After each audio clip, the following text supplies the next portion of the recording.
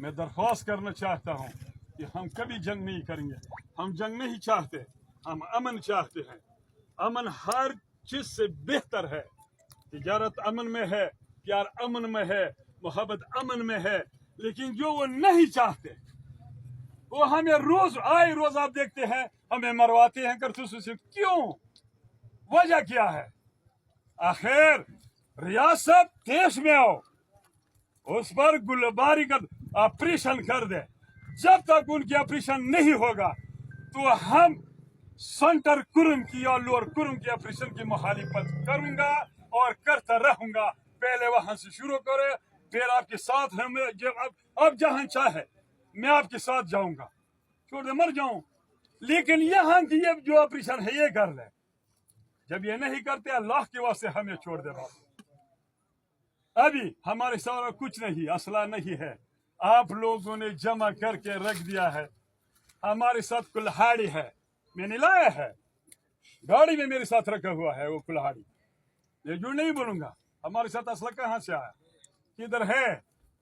लेकिन उन लोगों के साथ रोजी रोशन वो हथियार इस्तेमाल करते हैं जो छूटे मुल्कों के साथ नहीं है, इनके साथ है।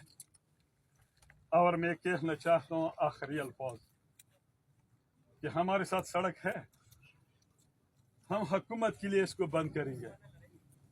मैं साफ साफ बताना चाहता हूँ कि हम आपके लिए बंद करूंगा।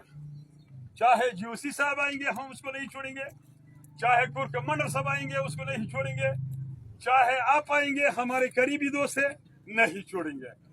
ये तो डीसीएसी साहब ये बेचारे भी क्या कर सकते हैं, यहाँ पर आए थे बेचारे। सुनो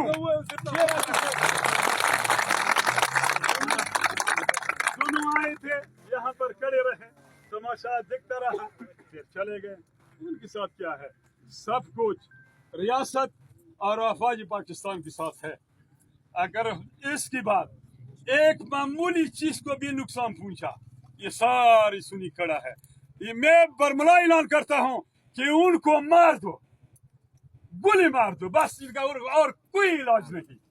बस अल्लाह के वास्ते हमें छोड़ दे, हम आपके साथ हैं, अमन चाहते हैं, मुज़ाकिरात के लिए बैठते हैं, लेकिन उसको समझा दो। इंजाम अच्छा नहीं होगा। वसलाम।